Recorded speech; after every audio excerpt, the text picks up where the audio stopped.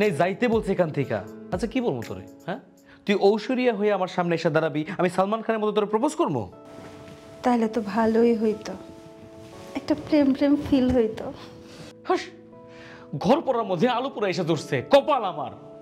আপনি আমার সাথে এত রাগারাগি করেন না তো। দুনিয়াতে তো এমন অনেক মানুষ আছে যারা কালো মায়া নিয়ে সংসার করে।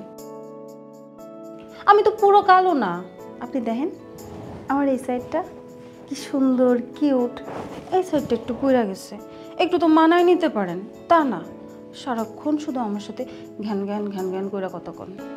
হ্যাঁ, দুনিয়ার অনেক মানুষ সংসার করে, কিন্তু আমার তোর মতো পেতে মিয়া এই মুখ পোড়া হনুমান নিয়ে সংসার করতে ইচ্ছা করে না। তুই আমার চোখের সামনে থেকে যা কইতাছি। ঠিক আছে, আমি যাব, তয় আমার একটা শর্ত আছে।